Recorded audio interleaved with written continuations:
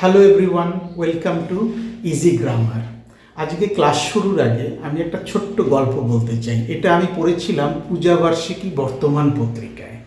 সেখানে শচীন তেন্ডুলকর নিজের সম্পর্কে কিছু লিখেছিলেন। এটাকে একটা ছোট আত্মজীবনীও বলা যায়।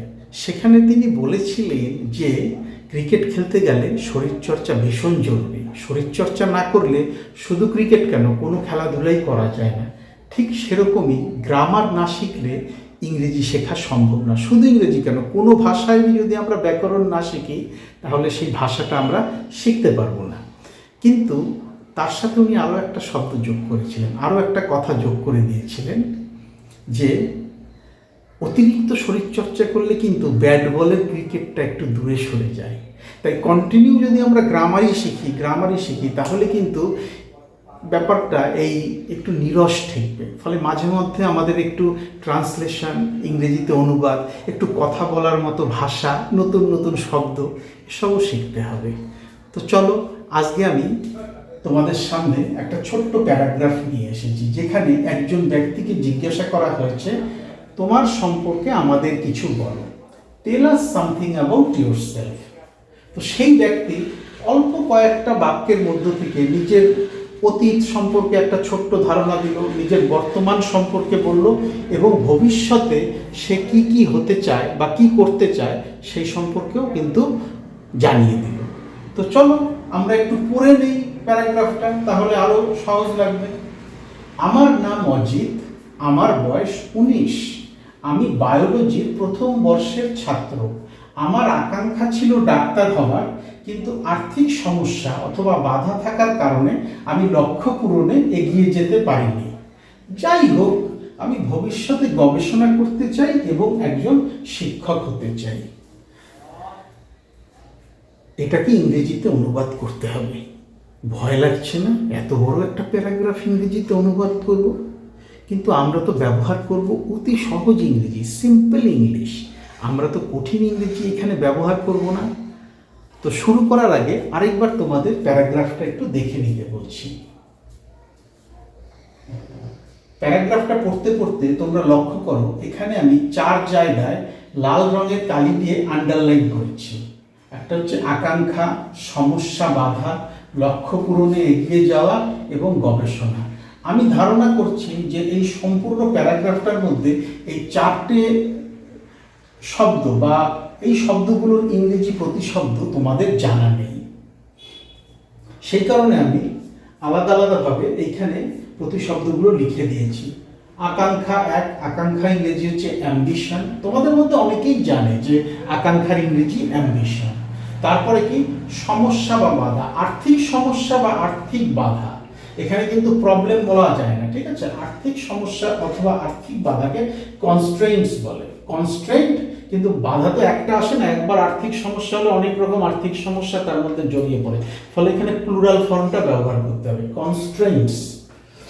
লক্ষ্য পূরণে এগিয়ে যাওয়া, পার্সু, গবেষণা, রিসার্চ। আমি আশা করি বাকি শব্দের যে বাংলা প্রতিশব্দ বা বাংলা অর্থ তা তোমাদের কম বেশি সকলেরই জানা আছে। তাহলে চলো এইবার খুব সহজ সরল ইংরেজিতে এই প্যারাগ্রাফটা আমরা অনুবাদ করে ফেলি। আমার নাম Ajit, my name is Ajit. নাম এত বড় আমরা লিখবো না, কখনো লিখবো না। আমি এইভাবে লিখব,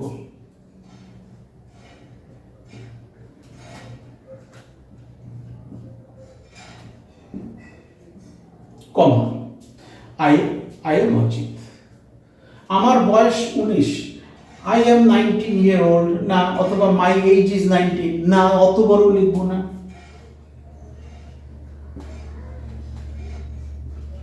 কমা, আমি বায়োলজির প্রথম বর্ষের ছাত্র।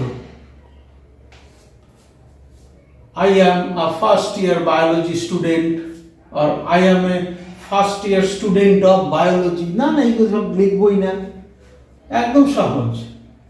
একজন প্রথম বর্ষের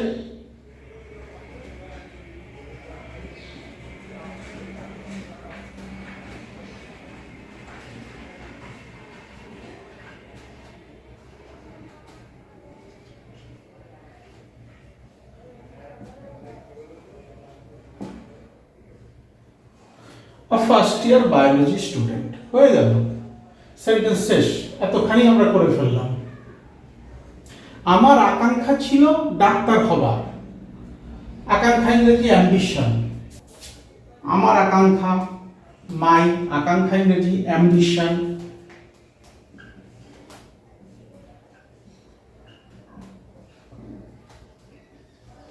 আমার অ্যাম্বিশন হয়, মাই অ্যাম্বিশন ইজ, কিন্তু এখানে যে আমার অ্যাম্বিশন ছিল, ইজ এর পাস্ট টেন্স হয়ে যাবে ওয়াজ। কি ছিল? ডাক্তার হবার। To become,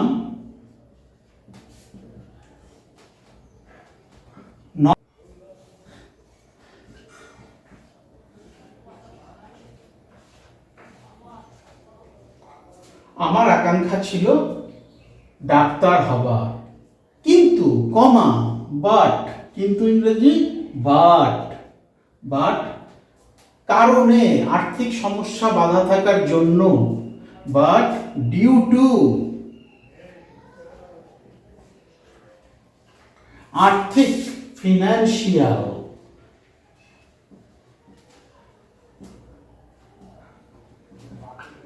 কনস্ট্রেইনটস।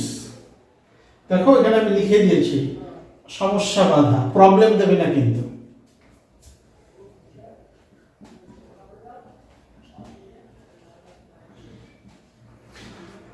But due to financial constraints, আমি পারিনি লক্ষ্য পূরণে এগিয়ে যেতে। পারা ইংরেজি ক্যান, পারিনি মোডাল ভার্ব ব্যবহার করব ক্যানের জায়গায়। I could not,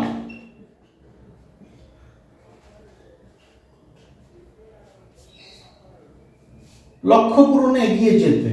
pursue, 3 number, pursue, I could not pursue.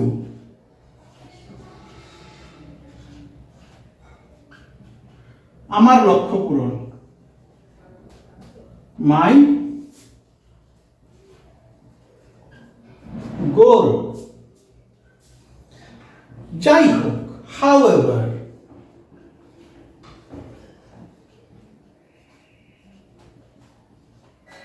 যাই হোক, হাউএভার, কমা, আমি ভবিষ্যতে গবেষণা করতে চাই। আই উইশ, ওয়ান্ট দিও না, উইশটা শুনতে ভালো লাগে, আই ওয়ান্টটা দিলে ভালো লাগে না শুনতে। যদি মনে করে দেবে দিতে পারো। আই উইশ টু ডু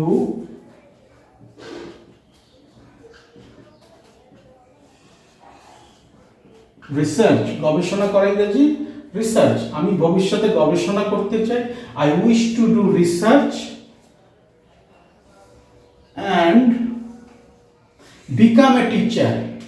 এই বিকামের আগে কিন্তু টু ব্যবহার করলেও করতে পারো, না করলেও করতে পারো, কারণ অলরেডি এখানে একটা সেন্টেন্সে টু আগে ব্যবহার করা হয়েছে। এই টুটাই টিচারের আগে বসে টু বিকাম এ টিচার হতে পারে, কিন্তু যদি দাও তাতেও ভুল নেই, না দিলেও ভুল নেই। অ্যান্ড তাই এখানে টুটাকে ব্র্যাকেটের মধ্যে রাখলাম, টু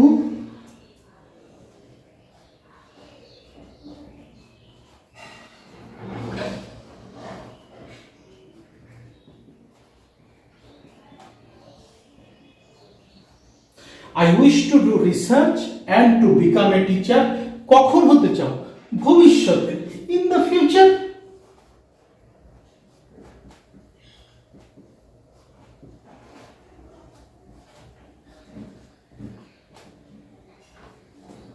হয়ে গেল। আবার এই ইন দ্য ফিউচারটা আগেও আনতে পারো, এই সেন্টেন্সটা শুরু করার আগেও আনতে পারো। However, in the future, I wish to do research and to become a teacher. কিন্তু আমি এখানে পরেই লিখলাম, however, I wish to do research and to become a teacher in the future. এই টুটা দিতেও পারো, নাও দিতে পারো, কোনো বাধ্যবাধকতা নেই। পরিষ্কার হয়ে গেল, ভীষণ মজাদার, ভীষণ ইন্টারেস্টিং। এবার তোমরা তোমাদের সম্পর্কে আমাকে কিছু লিখে পাঠাও।